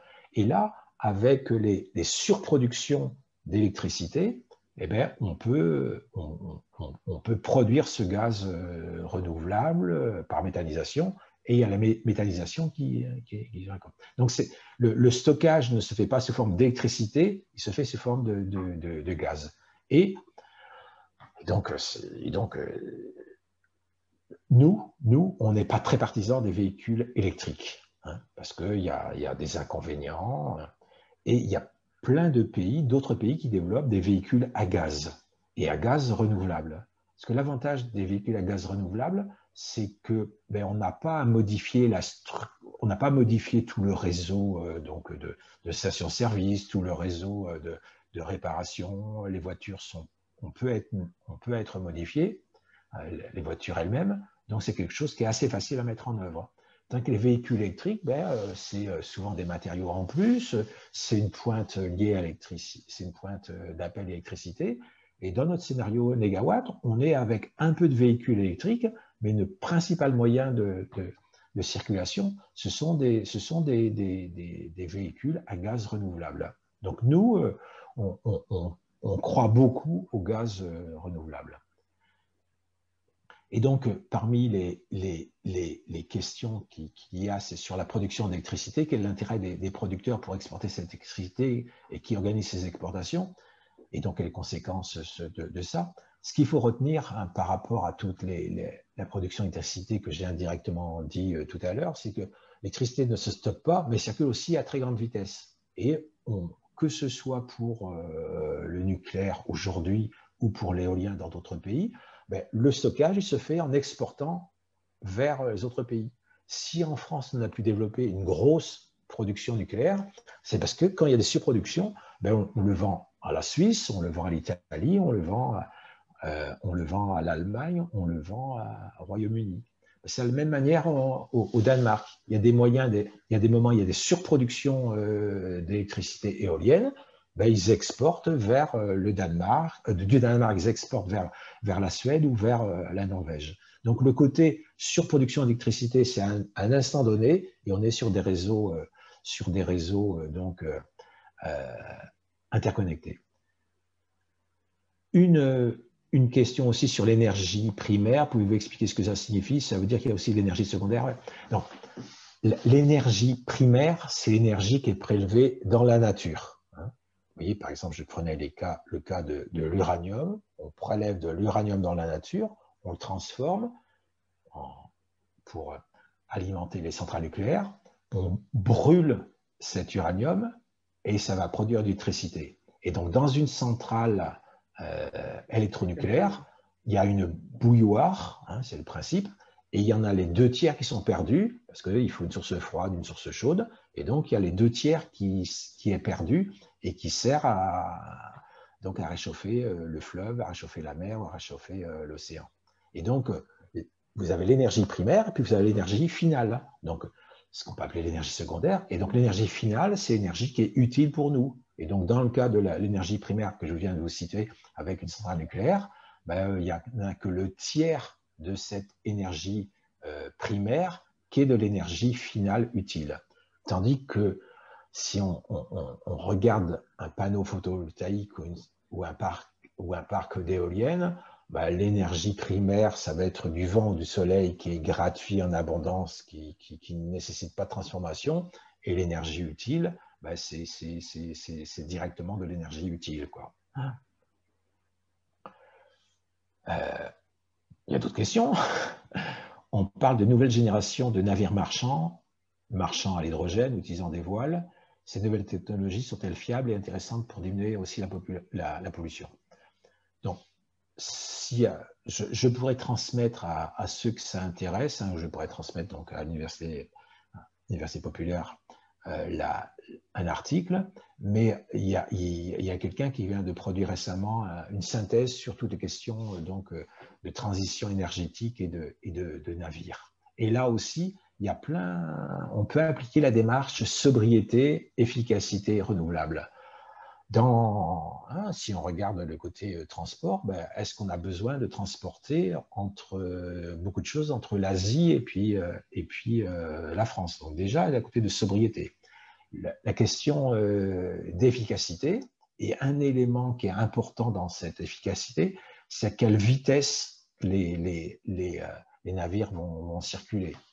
À quelle vitesse? Parce que si cette vitesse va être déterminante, quel est le taux de remplissage des navires, hein, des porte-containers ou autres. Et donc tout ça, ça va influencer sur le nombre de tonnes de fuel, le tonne de ceci ou de cela, et donc sur le bilan carbone. Et puis on a effectivement certains navires qui vont fonctionner à l'hydrogène ou qui vont fonctionner à d'autres technologies, mais il n'y a pas... moi, je connais pas. Enfin, alors, si on voit le besoin en énergie d'un gros bateau, il ne pourra pas être satisfait par des voiles. Ça, c'est la réponse. Il y aura une économie, et donc ça peut être de l'hydrogène, mais il y a des problèmes de stockage, et donc malgré tout, c'est pas un domaine dans lequel il y a un potentiel hyper important pour développer les énergies renouvelables, mais c'est vrai que ça peut être via le substrat, via le support de l'hydrogène. Alors, je vais lire la question, je découvre en même temps. Développer la production des énergies renouvelables nécessite des capacités de stockage au prorata. Quelle est la marge de capacité de stockage actuelle en France? Quels sont les investissements à prévoir? Quelles contraintes et quels délais pour mettre à disposition de barrages réversibles ou des stations de pompage supplémentaires? Donc, c'est une vaste question, je n'arriverai pas à tout répondre. Ce qu'on peut dire, c'est qu'il y a déjà, vous voyez le système que j'appelais tout à l'heure de pompage entre une station en bas et une station en haut. En haut, on appelle ça une STEP, une station de transfert d'énergie par pompage. Et ça, en France, il y en a déjà un certain nombre qui existent, qui sont très utiles par rapport à notre système basé sur des réacteurs nucléaires qui sont relativement peu souples en termes de production. Donc, il y en a. Aujourd'hui, nous, dans le scénario négawatt, on ne table pas sur des renforcements significatifs de ces STEP, de ces stations de transfert d'énergie par pompage. On est plutôt sur, comme je disais, le foisonnement entre les régions, la complémentarité avec le solaire, les interconnexions, le stockage par gaz. Et on ne table pas plus que ça sur ces capacités de stockage, je dirais, en dur. Ceci étant, il faut retenir que malgré tout, les batteries des véhicules électriques peuvent être utilisées aussi comme stockage. On peut avoir une approche intelligente des batteries des véhicules électriques. On peut les utiliser à des moyens avec des optimisations intelligentes d'utiliser à des moments. Imaginons, on sait que les véhicules électriques ne vont pas fonctionner beaucoup la nuit, et il peut y avoir une production éolienne supplémentaire la nuit. On va charger la batterie, on ne va pas charger la batterie à 18 heures, on va charger la batterie au cœur de la nuit, au moment où il y a une production éolienne. Donc on peut avoir une approche intelligente par rapport à ça, quoi. Donc, une question philosophique, hein. Quel est l'intérêt des producteurs d'électricité pour que nous réduisions notre consommation, nos besoins d'électricité? Y a-t-il des normes contraignantes pour une consommation éthique et citoyenne? Donc, vous voyez bien, là, on a la publicité pour des producteurs d'électricité en disant l'énergie préservons l'énergie, l'énergie est un besoin essentiel, voilà, quoi. Donc, c'est sûr que intrinsèquement, on est avec des producteurs d'énergie qui ont leur service, c'est de vendre l'électricité. Donc, quand vous demandez à quelqu'un de dire je vends quelque chose et l'inciter à une moindre consommation, c'est pas notamment dans l'air du temps. Ceci étant, vous avez certains qui ont des démarches. Vous avez aussi, tout à l'heure, ce que je vous ai dit, c'était le coaching. Hein, que vous soyez EDF ou un autre, si tout le monde appelle sa production d'électricité au même moment, ben, ça ne va pas intéresser EDF, hein, si je mets des noms sur des idées, quoi. Parce que ça fait une pointe trop importante. Donc, l'intérêt, par exemple, d'EDF, ça peut être de lisser la production, de lisser la consommation pour avoir lissé la production. Et puis après, ben, on est quand même dans un service public de l'énergie, on est quand même dans des sociétés qui officiellement n'ont pas un objectif de faire du business pour du business. Et donc, il y a une logique, je dirais, sociale de promotion des économies d'énergie. Et autrement, en ce qui concerne les normes pour une consommation éthique et citoyenne, on peut dire qu'il y a des normes aujourd'hui, hein, européennes, en particulier pour tout ce qui est consommation, pour tout ce qui est appareil électroménager. Quand vous achetez un appareil électroménager, vous avez une étiquette énergie, et cette étiquette énergie vous renseigne sur si c'est un produit qui est sobre, si c'est un produit qui est efficace. En plus, ce sont des étiquettes énergie dont le niveau d'exigence est renforcé d'année en année. Donc, quelque chose qui est de classe A aujourd'hui, qui est une bonne classe, dans quelques années, ce sera en classe B ou C. Donc, c'est un cercle qui est vertueux. Les trains à hydrogène n'auraient-ils plus besoin de caténaires? Peut-on faire rouler un TGV à hydrogène ou n'est valable que pour des trains régionaux? J'ai pas la réponse sur cette histoire, sur ces aspects de TGV à hydrogène ou de train à hydrogène, mais donc je préfère m'abstenir pour pas raconter de bêtises comme ça, hein. C'est le meilleur moyen de Excusez-moi. Excusez-moi, Paul. Là, nous avons eu effectivement toute une série de questions qui venaient de Facebook. Il y en a même d'autres qui sont un petit peu en attente. Mais s'il y a des personnes qui sont sur Zoom qui veulent aussi poser des questions, vous pouvez aussi le faire, parce que à chaque fois, là, tu renchérissais sur les questions qui passaient venant de Facebook. Donc, il y a peut-être aussi... voilà, on va laisser un petit espace pour, au besoin, nos amis sur Zoom. Sinon, voilà, tu peux reprendre la liste des questions qui sont posées. Je pense que la personne qui a posé la question sur les trains à hydrogène, c'est parce que je crois qu'il y a une expérimentation en Occitanie qui va être faite dans un an, je crois, quelque chose comme ça. Je crois qu'il y a une ligne où ils vont tester, je crois que c'est, je ne sais pas si c'est du côté de Toulouse, de Luchon, où ils vont tester des trains. Voilà, donc je me demande si la question n'est pas liée à ce projet. Donc, est-ce qu'il y a des questions parmi les participants en visio? Donc, bonsoir, je vais en profiter lâchement donc, pour poser des questions, puisque nous avons un petit créneau. Vous êtes spécialiste d'éolien. Moi, je pose beaucoup de questions à propos d'éolien offshore, parce que les coûts d'infrastructure me paraissent énormes. Et je voulais savoir quels sont les ordres de grandeur entre le coût d'un éolien terrestre et offshore. Alors, je vais vous répondre, peut-être pas directement par rapport au prix, parce que j'ai pas obligatoirement tout en tête à ce niveau-là. Et puis je dirais que sur l'éolien terrestre, on a les prix parce qu'il y a plein d'installations. Sur les parcs éoliens en mer, c'est un peu plus compliqué. Ce qu'il faut retenir avant tout, c'est qu'on a beaucoup plus de vent en mer, hein. Et donc, on va investir en argent, puis investir en énergie pour construire l'éolienne en mer, mais le vent est très conséquent. Et donc, ceci compense énormément cela, parce que, pour vous donner un élément de réponse, malgré tout, hein, c'est qu'on parle du temps de retour énergétique, hein. Donc, le temps de remboursement énergétique, c'est-à-dire qu'on investit... on consomme de l'énergie pour construire une éolienne, pour l'exploiter pendant 20 ans ou 25 ans et pour la démanteler.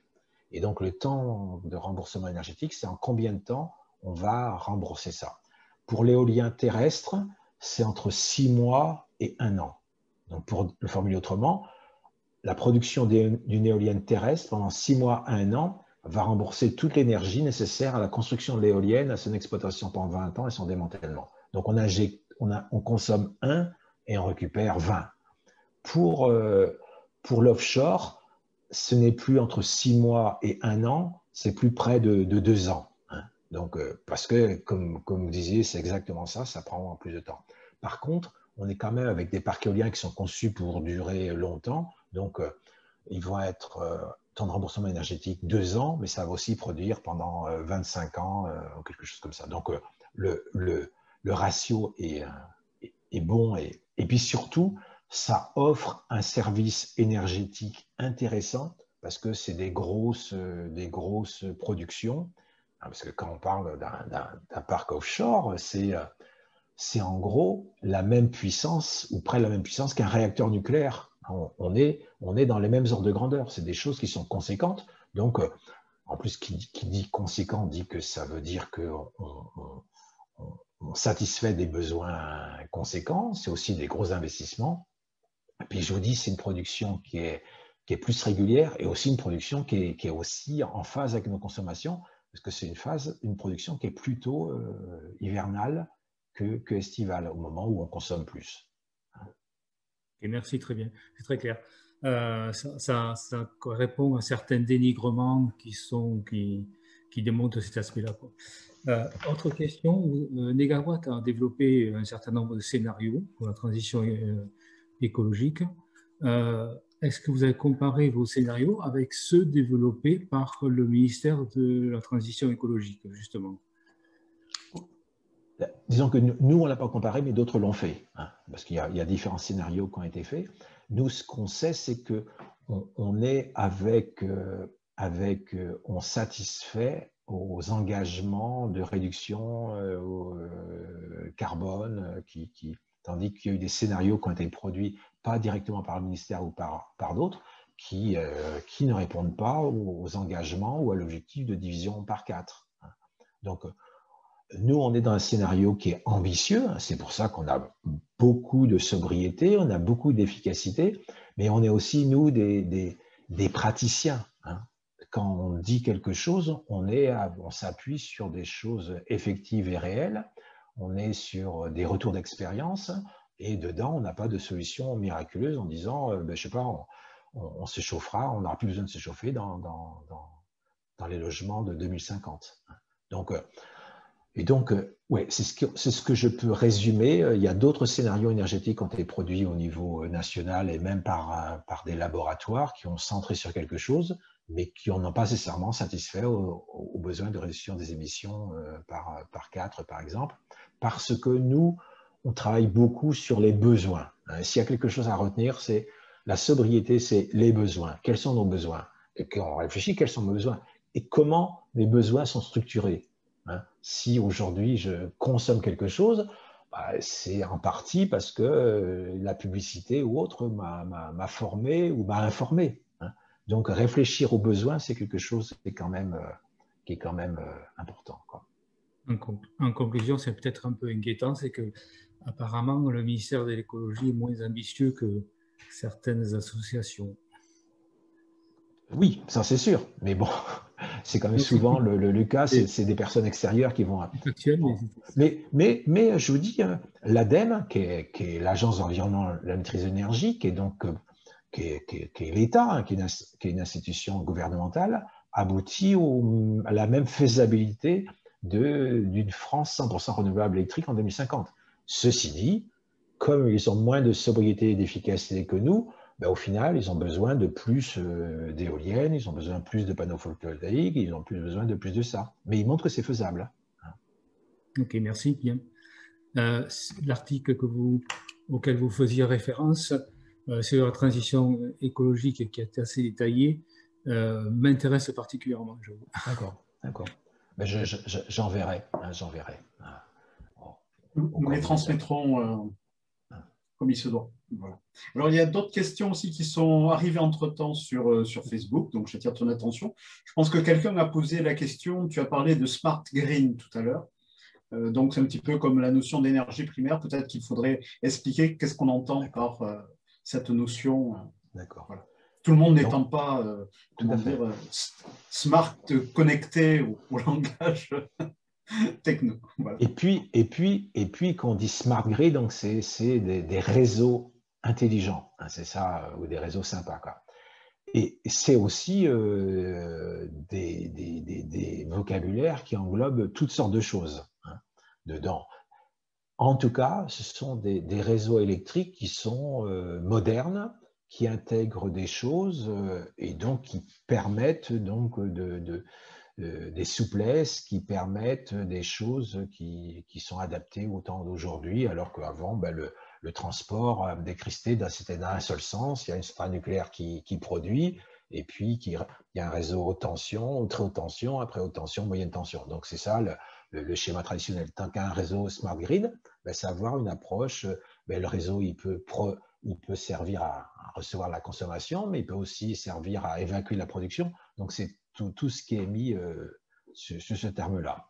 Je reviens aussi sur un autre thème tout à l'heure de l'hydrogène, parce que l'hydrogène et l'électricité, ce ne sont pas des sources d'énergie. Hein.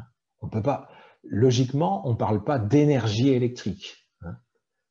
L'électricité, c'est un moyen de transport d'électricité. L'hydrogène, c'est un moyen de transport de l'énergie. L'hydrogène, elle est faite par une source d'énergie. L'électricité, elle est faite par une autre source, par une source d'énergie, mais il n'y a pas d'électricité dans la nature. Et donc, quand on parle d'hydrogène, ben, l'hydrogène, il peut être vert, et puis l'hydrogène, il peut être gris. L'hydrogène, il peut fort bien être, il peut physiquement, il peut être fait par la combustion de fuel, de charbon ou de gaz. Donc, quand on parle d'une transition énergétique basée sur l'hydrogène, tout de suite à côté, il faut rajouter de l'hydrogène vert qui est produit à partir de sources d'énergie renouvelables, parce que c'est un moyen, hein, c'est comme du gaz. Enfin, le gaz, hein, c'est de la même manière un vecteur de transport d'électricité, de transport d'énergie. Donc, il faut se méfier sur le terme hydrogène. Donc, là, une question, c'est qui finance donc vos travaux et vos études très pertinentes? Avez-vous une politique de diffusion en grand public, un peu comme ce soir? Donc, tout ce que fait Negawatt, donc c'est disponible sur le net. Récemment, il y a eu une souscription qui a été lancée pour un nouveau scénario Negawatt, donc 2022-2050, parce que on sort des scénarios tous les 5 ans. Donc, c'est pour ça que je crois que je suis déjà venu vous voir. C'était il y a 5 ans quand le scénario Negawatt précédent est sorti. On le sort tous les 5 ans pour que ce soit mis au débat présidentiel, au débat législatif. Donc là, on est en train de travailler sur un nouveau scénario Negawatt 2022-2050 pour avoir cette France 100% renouvelable. Et c'est financé en particulier par des souscriptions. Et il y a une souscription qui a été lancée il y a quelques semaines pour financer ce scénario. Donc, c'est bouclé. Et donc, on a une politique de diffusion avec un site web, avec des conférences, avec des articles, mais quelque part, on est plus fort dans les études que dans la promotion. Mais moi, je fais des présentations de scénarios Negawatt régulièrement, et peut-être que comme tout ce qui est présentation en visio, ça va se poursuivre, hein, même si le confinement se restreint. On en fera de plus en plus à partir de l'automne pour présenter le scénario Negawatt. Quoi. Une question pour un petit conducteur qui préférera que j'achète une voiture électrique ou bien de rester sur une voiture thermique qui finalement demande moins d'énergie à production que Tesla.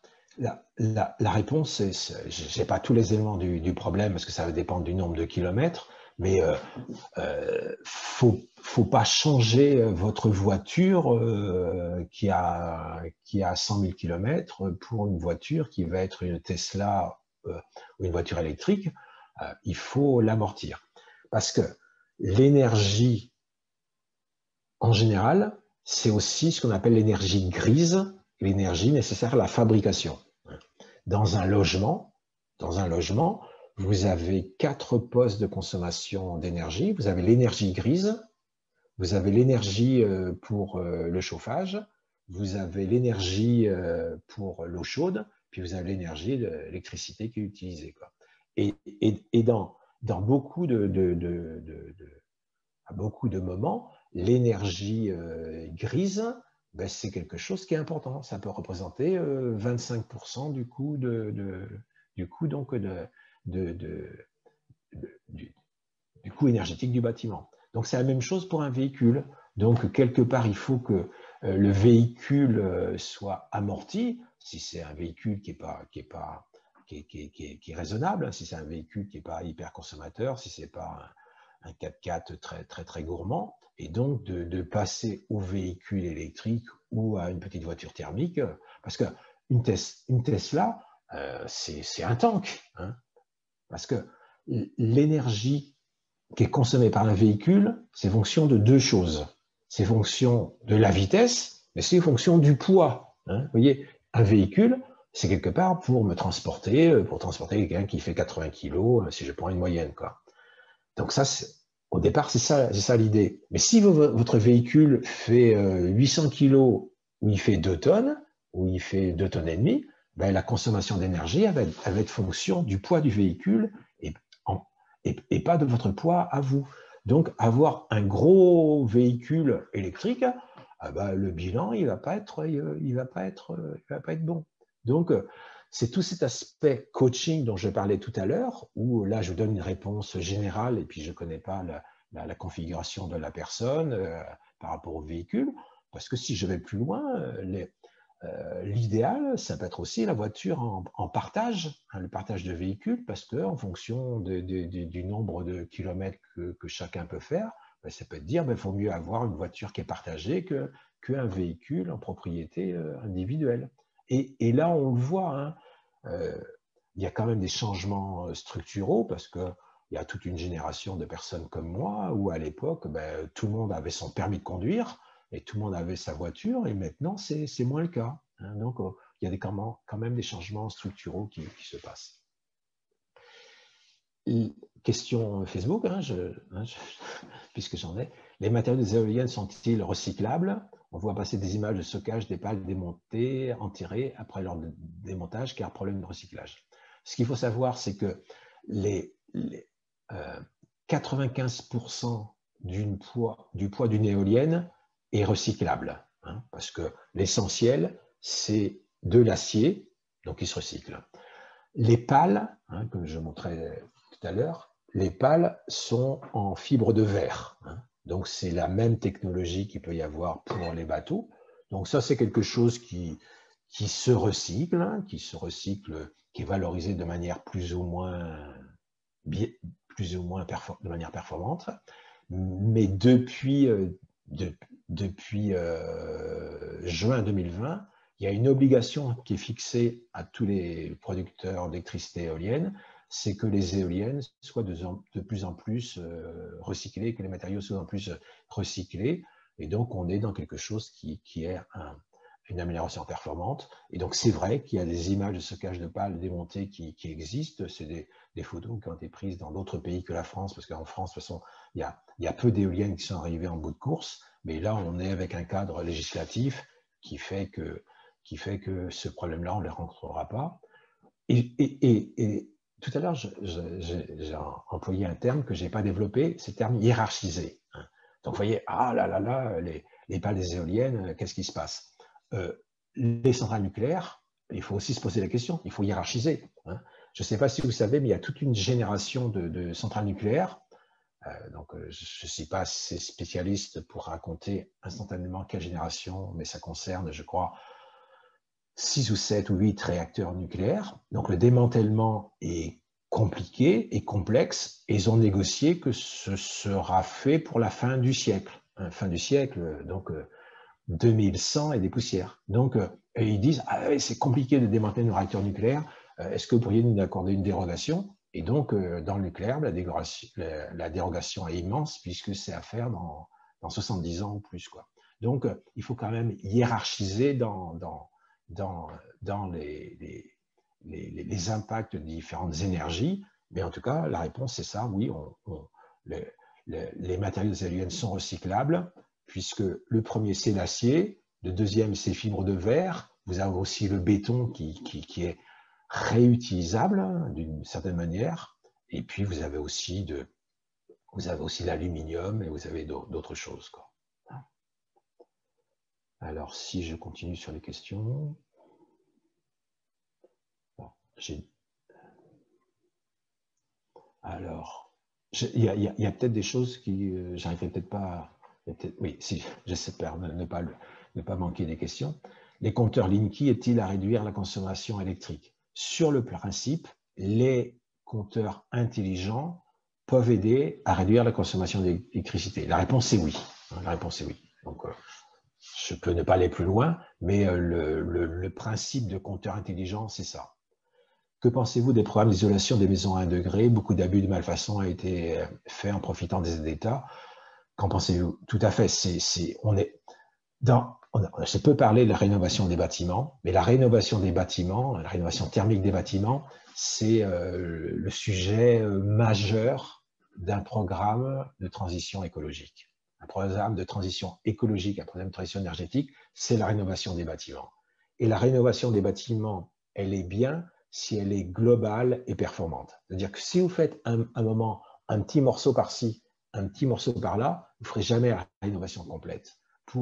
Parce que, par exemple, moi, je vous parle depuis un bureau que j'ai fait rénover il y a quelque temps, ben, on a tout rénové à la fois. On n'a pas occupé les bureaux pendant quelques mois. Bon, c'est un cas particulier de bâtiment, mais on a remplacé les fenêtres, j'ai fait l'isolation thermique par l'extérieur, on a mis des bris solaires orientables pour se protéger des surchauffes en été, on a renforcé le plafond, l'isolation du plafond, on a renforcé, on a limité les infiltrations d'air. J'ai posé ce qu'on appelle une VMC, une ventilation mécanique double flux, et parce que le poste le plus important donc, dans la transition énergétique, c'est l'isolation des bâtiments. Et si vous faites une isolation à 1 euro qui va être bâclée, qui va être mal faite, vous n'allez rien résoudre. Si je donne un exemple de l'intérêt de faire une rénovation globale et performante en une seule fois, imaginons, quelqu'un a une maison, il dit je vais changer ma chaudière pour une chaudière plus performante. Donc il change la chaudière, donc elle est bien, et puis 1 ou 2 ans après, il va remplacer les fenêtres ou il va renforcer l'isolation du plafond. Eh ben, la chaudière elle va être surdimensionnée parce qu'il aura moins besoin d'appel de puissance à un moment donné. Donc, on est avec un double investissement. Il a acheté une chaudière performante, mais surdimensionnée. Et puis, il va faire venir les artisans pour par exemple, avec des échafaudages pour changer les ouvertures. Et 2 ans plus tard, il va faire revenir les artisans pour mettre un échafaudage pour l'isolation thermique des bâtiments. Donc, c'est des abus et des malfaçons que ces histoires d'isolation des maisons à 1 euro, et ce n'est pas encouragé parce que ce n'est pas comme ça qu'on avancera, quoi. Donc, des voitures à air comprimé, donc ça, pour moi, c'est pas un sujet. Moi, je connais pas de voiture à air comprimé qui fonctionne. Je suis pas spécialiste pour répondre plus, mais c'est pas quelque chose sur lequel ceux que je connais, ceux qui connaissent ces sujets, table du tout là-dessus. Autre question. Vers quelle association peut-on se tourner pour des conseils fiables? Vous avez dans chaque département des espaces info énergie. Le nom a pu changer, mais vous avez des services qui sont gratuits, qui sont indépendants et qui sont faits par des personnes dont c'est le métier, quoi. Et donc, comme on est en Haute-Garonne, vous avez en Haute-Garonne des structures qui sont financées par l'ADEME, qui sont financées par le département, qui sont financées par l'agglomération de Toulouse pour donner du conseil aux particuliers ou petites structures. Donc, les espaces info énergie. J'ai peut-être pas vu toutes les questions, mais j'en ai vu pas mal et je crois avoir répondu à l'essentiel. Oui. En sachant qu'il est déjà 20h15, donc je propose, comme nous n'avons plus de questions en attente du côté de Facebook, voilà, je propose peut-être de voir s'il y a une dernière question du côté des participants sur Zoom. Et s'il n'y a pas de questions à ce compte-là, nous allons pouvoir arrêter cette présentation, arrêter la conférence.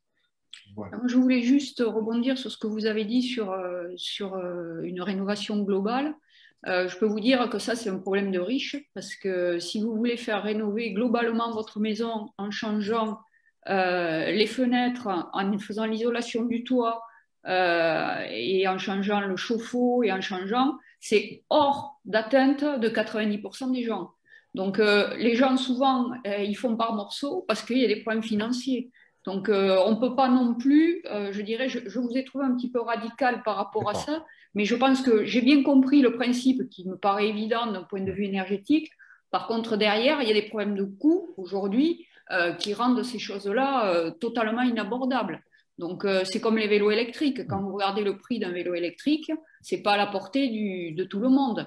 Ce genre de choses, je dirais, ça intéresse beaucoup les urbains, mais aller dire aux gens qui étaient gilets jaunes, qui se tapent 40 ou 50 km par jour pour faire aller à leur boulot, d'utiliser leur vélo, je pense que ça va les faire sourire. Donc, c'est juste pour apporter un petit peu je dirais, de contradiction par rapport à ce que vous avez dit. Voilà, j'irai pas plus loin. Si, et non, mais elle est très pertinente. Et ce que je vous ai présenté, c'était quelque part un message, pas à vous, c'est quelque part un message à là-haut, en disant il faut financer des rénovations performantes. Parce qu'aujourd'hui, par exemple, il y a beaucoup d'argent qui est distribué pour l'aide à la rénovation des bâtiments.